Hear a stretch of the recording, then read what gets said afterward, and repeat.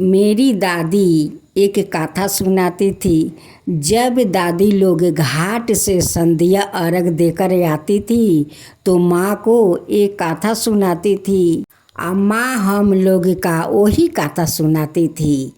एक दिन की बात है, भोलेनाथ माता पार्वती से कहते हैं कि पार्वती, कार्तिक का महीना आ गया है, आप अपना संतान के लिए छठ व्रत नहीं करोगी। माता पार्वती कहती है कि स्वामी, छठ व्रत के बारे में तो मुझे कुछ भी पता नहीं है।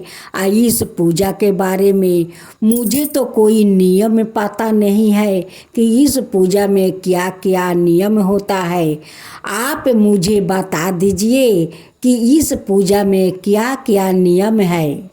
भोलेनाथ कहते हैं कि पार्वती, इस छठ व्रत को महिला पुरुष दोनों करते हैं। इस व्रत में 3 दिन उपवास रहना पड़ता है। ये बात सुनकर माता पार्वती डर जाती है। सोचने लगी कि 3 दिन उपवास रहना पड़ता है तो मैं कैसे 3 दिन उपवास रहूँगी। 3 दिन उपवास रहूँगी तो मैं मरी जाऊँगी।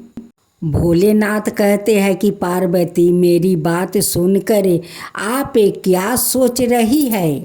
पार्वती कहती है कि स्वामी, 3 दिन व्रत में उपवास लोग कैसे रहते हैं, आप ठीक से विस्तार से नियम बताइए।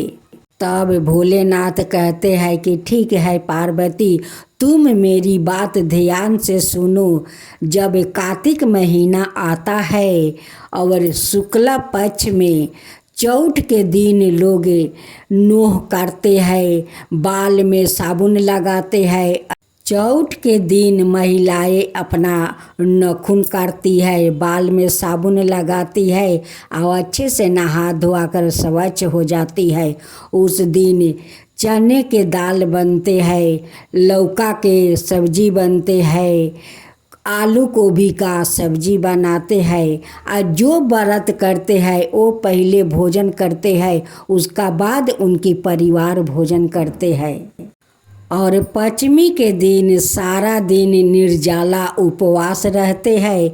शाम को नहा धोआ कर मीठा डालकर खीर बनाते हैं, रोटी बनाते हैं और एक थाले में खीर और रोटी निकालती है। केरे के पाते में वो अग्रासन निकालती है। अग्नि महाराज को न्यूच देती है। न्यूच देने के बाद अपना नाक पर से पूरा माथे में सिंदूर भरती है। सिंदूर भरने के बाद वो माथा टेक कर वो प्रणाम करती है।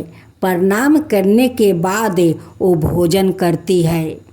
और षष्ठी के दिन सारा दिन वो उपवास रहती है। वो दौरा सजाकर घाट पर जाते हैं। वहाँ पर सूर्य भगवान को अर्घ देते हैं। वहाँ से आकर फिर रात में सो जाते हैं। फिर सुबह वो घाट पर जाती है। सूर्य भगवान को वो जल में खड़ा होकर इंतजार करती है कि कब सूर्य देव निकलेंगे और मैं उन्हें अर्घ दूंगी। जब सूर्य देव निकलते हैं तो सारे पर्वती ने सूर्य भगवान को अर्घ देते हैं। वहाँ सभी को सिंदूर पहनाते हैं, खोइच भरते हैं, तब जाकर घर आते हैं। घर आकर वो भोजन करते हैं। भोजन करने के बाद ही कोई परिवार भोजन करते हैं। उसके बाद वो प्रसाद पड़ोस में बांटते हैं। तो 24 घंटा उपवास रहना पड़ता है निर्जला। अपना पति के लिए, अपना संतान के लिए ये व्रत लोग करते हैं। जिसका जो मन्नत हो उसी मन्नत को लेकर ये व्रत करते हैं। छठ माँ उन्हें इस मन्नत को पूर्ण कर देती है। भोलेनाथ कहते हैं कि पार्वती, इस व्रत को तुम्हें भी करना चाहिए, अपना संतान के लिए, पति के लिए। माता पार्वती इस छठ व्रत को करती है। चौथा पचमी तो पार कर ली, लेकिन जब पार्वती घाट पर से अर्घ देकर आती है, कहती है कि मैं सारा दिन उपास हूँ, फिर सारा रात जाएगा, मैं उपास नहीं रहूँगी। वो जाकर 5 रोटी बना लेती है और बनाकर सिरहाने लेकर सो जाती है। भोलेनाथ तो सब कुछ देख लेते हैं और कहते हैं कि अगर पार्वती इस रोटी को भोजन कर लेती है तो सारा दुनिया में मनुष्य हम लोग के लिए कभी उपवास नहीं करेंगे। वो लोग 14 बार भोजन करके तब जाकर हम लोग का पूजा करेंगे, तब तो कोई हम लोग का ख्याल नहीं रखेंगे। वो लोग तो अपने अपने पेट को ख्याल करेंगे, भगवान को तो भूल ही जाएंगे। भोलेनाथ उस 5 रोटी का सोने के बना देते हैं।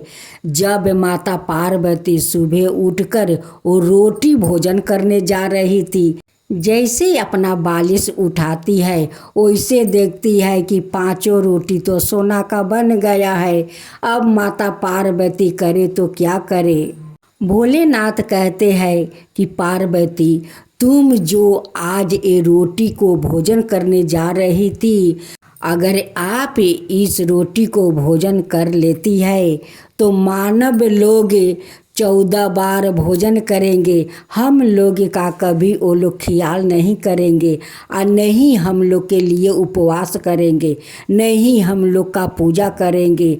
अगर तुम ही ये भोजन कर लोगी तो तुम इस अन्न को 24 घंटा त्याग करोगी, तभी तो मानव लोग हम लोग के ख्याल रखेंगे, हम लोग का श्रद्धा भक्ति से पूजा पाठ करेंगे।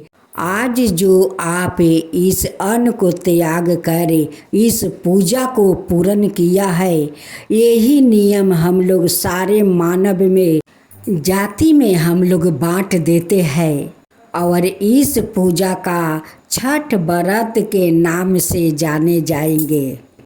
यही कहानी मेरी दादी माँ को सुनाती थी और माँ हम लोग के सुनाती थी। आज वही कहानी मैं आप लोग तक भेज रही हूँ। भोलेनाथ की जय हो, माता पार्वती की जय हो, छठ माता की जय हो, छठ माता की जय हो।